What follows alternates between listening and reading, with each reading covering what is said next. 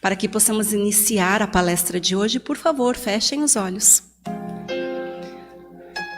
Nós agradecemos, Pai, por mais esta bendita oportunidade de estarmos todos reunidos em Seu nome, como verdadeiros irmãos que somos. Nós pedimos que o Mestre Jesus se faça presente entre nós e espalhe a sua luz, nos forneça o seu amor, para que possamos seguir radiantes por este caminho que o Senhor nos possibilita. Nós agradecemos aos trabalhadores desta casa que nos acolhem e podem distribuir fluidos salutares e balsâmicos necessários a cada um de nós. Que seja possível contar com o mentor Erasmo Gurgel no decorrer deste trabalho e que ele realize da forma que achar mais conveniente o instrumento mediúnico. Eu me coloco à disposição do trabalho. Graças a Deus, graças a Jesus. A palestra de hoje tem como tema o bem e o mal. Nós iniciamos com o livro A Gênese, no capítulo 3. Deus é todo bondade, sabedoria e justiça. Tudo o que procede de Deus mantém os seus atributos, porque Ele é soberanamente sábio, justo e bom. Por conta disso, nós cremos que o mal que nós conhecemos não poderia ter a sua origem em Deus. Nós também dissemos que tudo o que provém de Deus mantém os seus atributos. Nós, sendo criaturas divinas, também mantemos os atributos de Deus. Mas o mal é a ausência do bem. Não produzir o mal já é o início do bem. Deus só quer o bem para todos nós.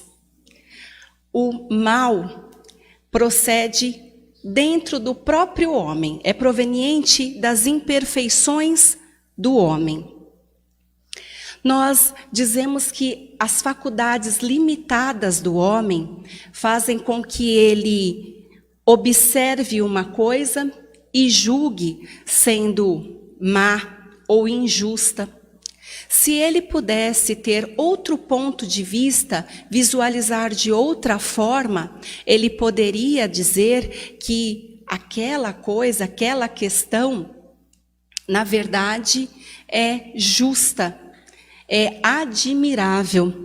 Se ele conseguisse observar tudo o que acontece com a devida causa, fim e o resultado definitivo, se ele conseguisse fazer um julgamento correto de todas as coisas. Deus estabelece leis, e estas leis só podem conduzir ao bem.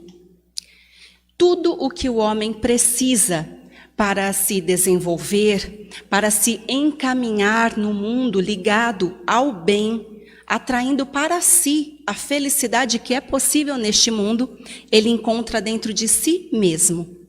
Pode encontrar todas as informações dentro da sua própria consciência. Mas, além disso, Deus ainda o alerta, através de homens que têm a missão de instruí-lo, de moralizá-lo e de melhorá-lo. Além disso, Deus também alerta os homens, através da multidão de espíritos que se manifestam para inspirá-lo. Se o homem se conformasse com as leis divinas, ele com certeza atrairia apenas o bem e conseguiria viver feliz. Mas se o homem não vai em busca do bem, ao contrário, se ele produz o mal, se ele anda no mal, é por causa do seu livre-arbítrio.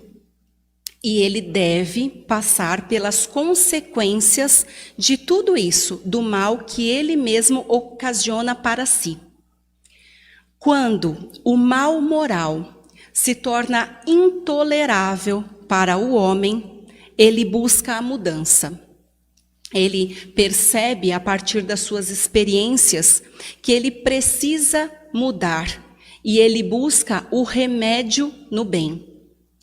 A partir do seu livre-arbítrio, ele promove o bem para si mesmo e ele, pela necessidade de modificação, é que tem contato com o bem para melhorar a sua situação moral. Da mesma maneira que o homem busca modificar a sua condição material, para que ele possa melhorar o seu conforto, viver com mais bem-estar. Nós ainda podemos concluir que os males físicos e morais que afligem toda a humanidade têm duas categorias. Uma, os males que o homem poderia evitar. Duas, os males que independem da sua vontade estão relacionados aos flagelos naturais. Com a inteligência, o homem pode atenuar os flagelos naturais.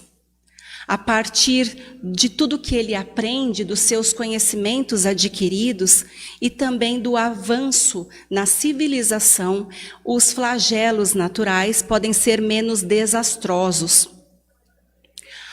À medida que o homem se envolve com a organização social, ele pode neutralizar ou mesmo evitar completamente as consequências destes desastres. E nós nos questionamos por que é que Deus permite que estes desastres, estes flagelos aconteçam. Os males, eles também são necessários e eles podem fazer o homem exercitar a sua inteligência. Permitem que o homem desenvolva-se moral e intelectualmente. Kardec afirma que se ele não tivesse nada a temer, ele não inventaria nada. Ele não se esforçaria para adquirir nada. O homem possivelmente estaria estagnado. Mas os males mais numerosos que afligem os homens são criados por eles mesmos. São os males decorrentes dos vícios. Vícios que são gerados a partir de orgulho, egoísmo, ambição, de excessos de todos os tipos. E com isso ele atrai para si guerras, calamidades, e diversas situações que poderiam ser evitadas. Ainda, Kardec informa que Deus permite que o homem tenha, na sua satisfação das necessidades, um limite, para que ele não se agrida, ele tenha saciedade. Mas quando o homem ultrapassa estes limites de forma voluntária, é aí que ele atrai para si as doenças e ele pode, inclusive, antecipar a sua morte, que é o caso dos suicídios involuntários, tudo decorrente da imprevidência do homem. Deus quis que o homem estivesse submetido à lei do progresso e, através do fruto do seu trabalho, ele tivesse mérito.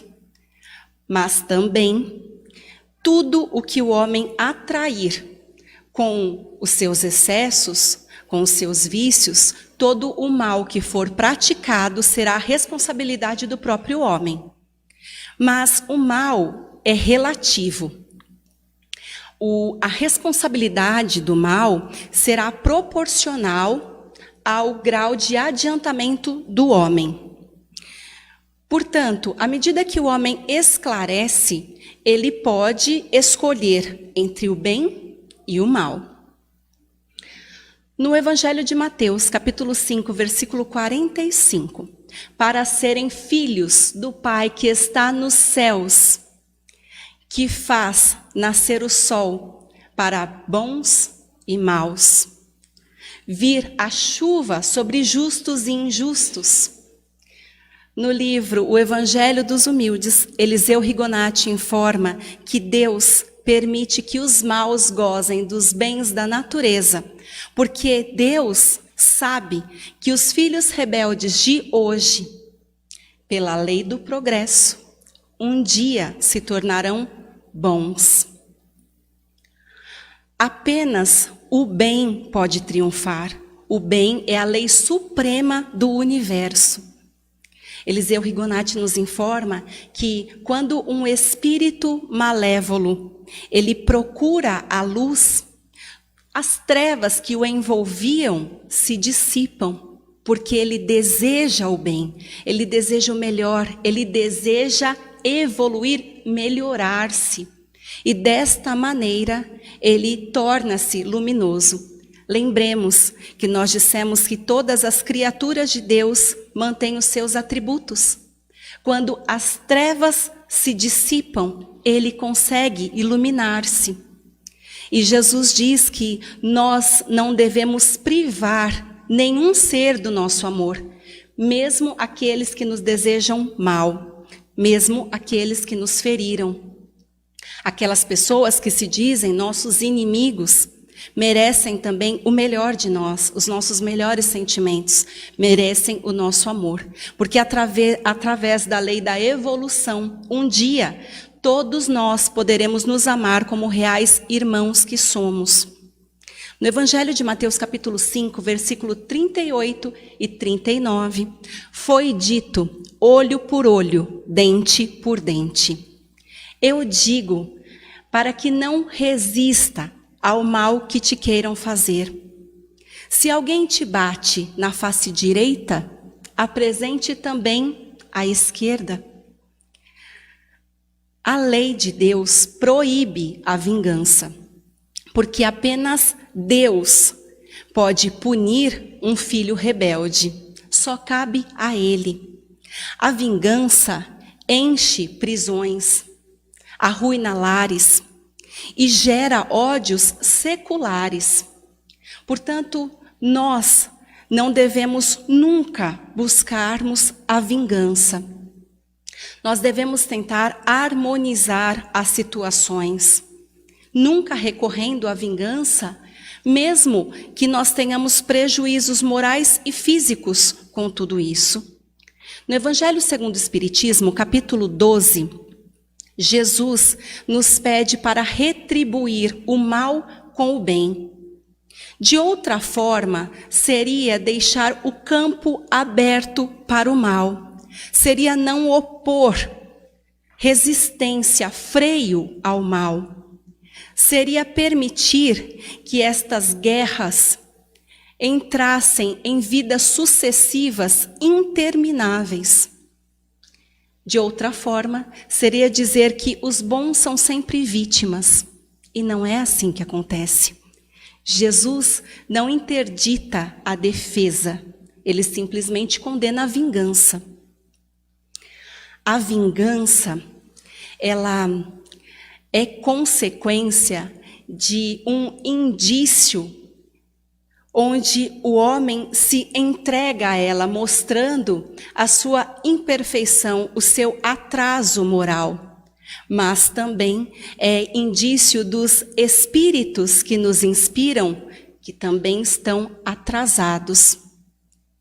Aquela pessoa, que diz se negar a perdoar, ela não pode ser considerada espírita, muito menos um cristão. Quem segue Jesus deve se esforçar ao máximo para retirar do seu coração todo o fel, todo o ódio, tudo aquilo que pode limitar o seu processo evolutivo, o seu avanço para Deus. Segundo Jalles Olivier, em Paris, no ano de 1860, a lei do amor que nos pede para amar indistintamente. E Deus pune quem viola esta lei. Porque o amor e o bem nos aproximam de Deus, mas o ódio e o mal nos afastam dele. Segundo Fenelon, em Bordeaux, no ano de 1861. No livro Para Viver, a grande mensagem, Richard Simonetti fala que nós nos propomos a fazer o bem, mas parcialmente, apenas quando estamos realmente dispostos e favorecidos. Nós, infelizmente, nos acostumamos com a miséria, com os desastres, com a violência. Muitas vezes, nós até nos sentimos tocados pelos casos dolorosos dos nossos irmãos, mas isso não faz com que nos desviemos da nossa vida, com que permitamos sermos agredidos por estas ocasiões e alterarmos o nosso bem-estar. O bem deveria ser feito sempre, dar sempre. Não apenas o que sobra e é inútil, mas também o que serve, o que exige esforço e perseverança. Não é possível ver o espírita longe do trabalho social. Imaginem o que seria possível se todos servissem os irmãos necessitados, se todos fizessem o bem todos os dias. No livro Estude e Viva, Emmanuel, o bem antes. Ele informa que Deus nos confere inteligência e razão, para que possamos nos conduzir adequadamente pelas leis, com discernimento, sabermos escolher entre o bem e o mal. Nós precisamos fazer o bem, gerar o bem, apesar de tudo, de todos os percalços, fazendo tudo o que esteja ao nosso alcance. Nós precisamos analisar a nossa conduta para saber se nós ainda estamos ligados ao mal, para nos transformarmos em pessoas melhores. Precisamos fazer o bem, que é fundamental para imunizar o mal, contra o mal. Lembrando que se nós coexistimos, estamos interagindo incessantemente uns com os outros. O auxílio mútuo fornece o bem para todos. Mas, além de tudo isso, é preciso fazer o bem para reparar o mal. E antes disso, pensarmos, para termos a consciência tranquila, se nós fizemos o bem antes. É o que nos pede Emmanuel, e Erasmo traz a reflexão a partir disso. Pensem, será que nós estamos mesmo ligados ao bem, como verdadeiros filhos de Deus, como seguidores do amado Mestre Jesus? Ou nós ainda estamos vacilantes, caindo e indo por um caminho tortuoso que é o de produzir o mal? Pensem no que vocês fizeram hoje. Vocês produziram o mal? E nós pensaremos, eu não produzo o mal, porque não estou ferindo ninguém e nem a mim mesmo. Eu busco leituras edificantes, músicas que harmonizam o ambiente doméstico. Eu tento cuidar bem da minha família, tenho hábitos saudáveis. Mas de que forma eu posso produzir o mal? Eu posso incentivar com palavras, gestos e mesmo com estímulos. Pensemos das diversas informações que temos diariamente, do número de mortos, dos diversos acidentes e desastres que acontecem incessantemente. Quantas vezes, meus irmãos, nós não fortalecemos o mal divulgando o que o mal faz por aí? Quantas vezes, ao invés de levarmos esperança e ânimo, nós enchemos os ouvidos daquela pessoa que já tem depressão com notícias terríveis? É uma forma de disseminarmos o mal, de proliferarmos o mal. Erasmo, desde o início do nosso trabalho, sempre me pediu: tome muito cuidado com todas as palavras que você utilizar, para não produzir formas pensamento. Nas aulas de evangelização, tomem cuidado com as imagens que vocês divulgam para não produzir formas pensamento, para que isso tudo não produza o mal, para que vocês não desenvolvam o mal nos lugares aonde estão, e é o que ele nos pede neste momento. Cuidado, meus irmãos, para as coisas que vocês falam, porque o verdadeiro discípulo do amado Mestre Jesus leva esperança, leva fé, leva alegria e amor. Sejamos propagadores do bem e jamais incentivadores do mal, independente da proporção que isso esteja ligado.